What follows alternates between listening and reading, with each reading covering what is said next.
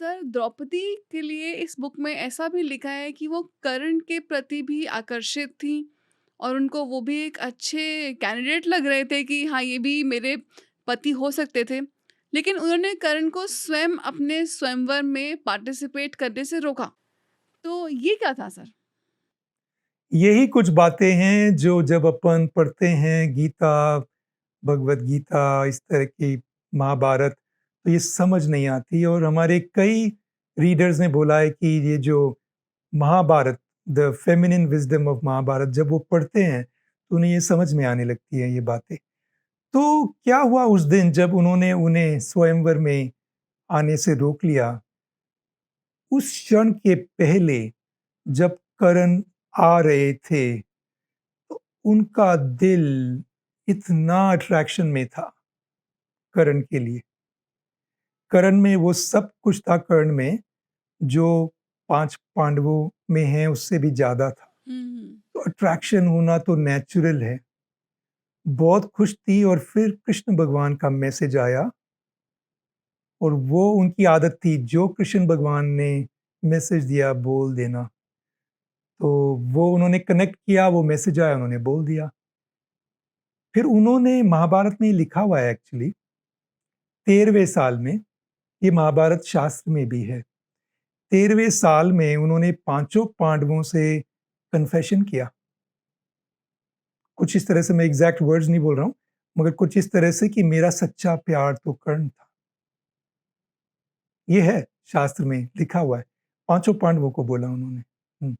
तो ये जो सच है इसके बारे में थाउजेंड सीड्स ऑफ जॉय में पूरा चैप्टर है और इस चैप्टर में हम देखते हैं कि कर्ण के द्वारा हम देखते हैं कि जो सोल पाथ होते हैं ना, आत्मा की यात्रा, उसमें क्वांटम फिजिक्स भी चलती है, रैंडमनेस होती है। ये पूरा डिसाइडेड नहीं है कि जो होना है वो तो होएगा ही, ऐसा नहीं है।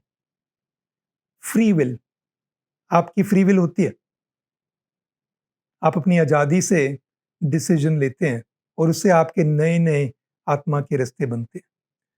इसको आप कैसे समझेंगे? क्योंकि डिटर्मिनिज्म भी है, रैंडमनेस भी है। आप सोचिए जैसे आप एक हाईवे पे जा रहे हैं, हाईवे में कोई एग्जिट नहीं है, कोई भी एग्जिट नहीं है, 5 मील तक, 5 किलोमीटर तक। जहां एग्जिट नहीं है वो है डिटर्मिनिज्म। आपने हाईवे चुन लिया है, अब वहीं पे जाना पड़ेगा। वो ही रास्ता है जो आपकी घटनाएं होंगी अब जिंदगी में। आपने किसी के चोरी कर ली, मर्डर कर दिया, कुछ किया, तो शायद जेल होगी, जो भी होगा वो रास्ता निश्चित है, वो होगा आपके साथ। मगर एग्जिट भी आती है ना, आप एग्जिट भी ले सकते हैं। ठीक है, जहां एग्जिट आती है वो हो गया क्वांटम फिजिक्स, फ्री विल आ गई वहां पे। तो थोड़े टाइम चलेगा, डिटर्मिनिज्म, एग्जिट आ गई। तो कर्ण की जिंदगी में जिस दिन द्रौपदी का चीरहरण हो रहा था, उस दिन उनको एक मौका दिया गया था। ये किताब में है, द्रौपदी उस दिन उठी थी, उठते ही उनको ऐसा एहसास हुआ था कि आज एक बहुत बड़ा क्षण हो सकता है जिसमें किसी का ज्ञान हो जाएगा, ऐसा उन्हें महसूस हुआ। उस दिन जब उनका चीरहरण हो रहा था, उस दिन करण को ये याद रखना था, अरे मैंने तो इससे कितना प्यार किया था, मैं अपने अहम में क्यों हूं। जब दुर्योधन और दुशासन उसकी बेइज्जती कर रहे थे, दुशासन, तब उसको आगे आना था, तब उसको बोलना था, रुक जा दुर्योधन। जैसे ही वो ऐसा बोलता, फाइटर था वो, सबको वो मार सकता था। अगर कौरव उस पे तीर चलाते तो कर्ण में इतनी शक्ति थी।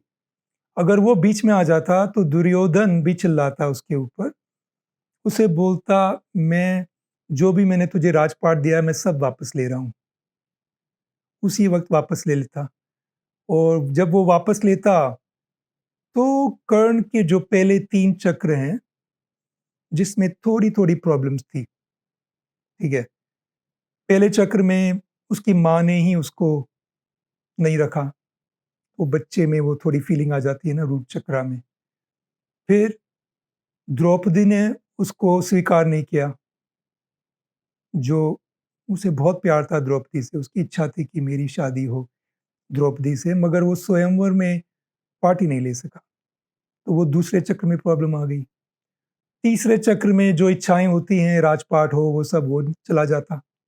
तीनों चक्र में अचानक खालीपन आता, मगर क्योंकि वो समर्पण में होता, द्रौपदी को बचाता, लक्ष्मी माँ को बचाता, उस क्षण में महादेवी की एनर्जी उसके अंदर आती, उसके तीनों चक्र खुल जाते, एनलाइटनमेंट हो जाता, ये किताब में है।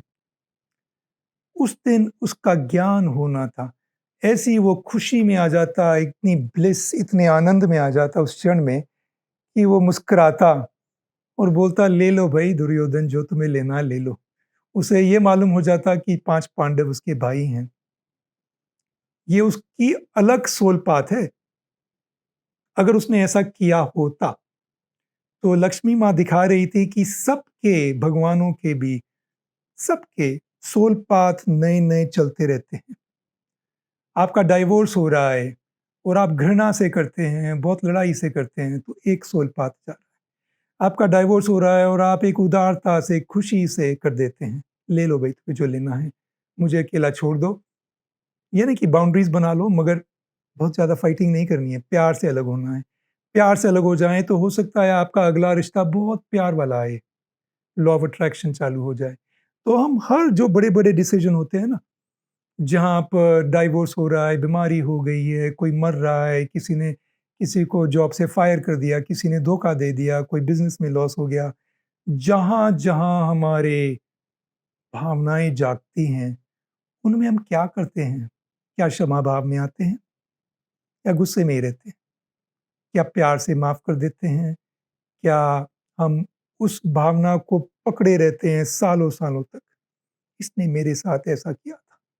और ये लेडीज़ में बहुत होता है कि फीलिंग्स, इमोशंस पकड़े रहती हैं कई बार। किसी ने कुछ कह दिया, पकड़े हुए हैं वो 3 महीने, 4 महीने। तो ये पकड़ना नहीं है, डिसॉल्व करना है, शरीर में आना है, साँसें लेनी हैं, आत्म भावनाएँ जगानी हैं।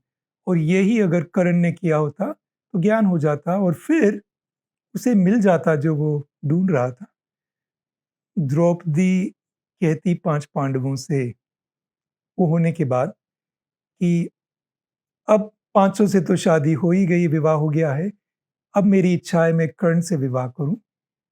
और फिर 5 पांडव समझ जाते कि उनका सच्चा प्यार कर्ण था और फिर उसके जो शारीरिक रिश्ते वो कर्ण से ही रहते और उन दोनों की कहानी बनती जैसे राम-सीता की बनी है। कर्ण और द्रौपदी का नाम होता दुनिया में। जब युद्ध होता तो कर्ण बैठा होता वहाँ पर, जहाँ पर जो फाइटिंग चल रही थी, अर्जुन की जगह कर्ण बैठा होता और उसका वार्तालाप चल रहा होता कृष्ण भगवान से। और उसके पहले 3 चक्र खुले थे ना, तो जैसे-जैसे वो वार्तालाप होता, उसका हृदय खुलता, फिर 5वाँ चक्र खुलता, फिर तीसरी आँख खुलती और गीता एक कहानी होती कर्ण के पूरे एनलाइटनमेंट की, जहाँ की अर्जुन लास्ट तक, एंड तक भी वो मान नहीं पाया क्या बोल रहे हैं कृष्ण भगवान। उसको समझ में नहीं आया, या मतलब ये कहानी होती। और युद्ध इसमें लिखा है 11 दिन चलता, 18 दिन नहीं चलता। ये एक सोल पाथ दिखाया लक्ष्मी माँ ने, इसलिए कि हमारे कई सोल पाथ हैं, फ्री विल है। हम जब भी माफ़ करेंगे, जब भी हम खुशी में आएँगे, जब भी हम प्यार, प्रेम को अट्रैक्ट करेंगे, ऐसी एनर्जीज़ फैलाएँगे अपने चारों तरफ, उसी तरह की एनर्जीज़, वही खुशियाँ, वही प्रेम, वो ही संसार हमारा बनता जाएगा। तो अपने भावनाओं से निकलिए, अहम से निकलिए। ये है इस कहानी का पूरा मतलब।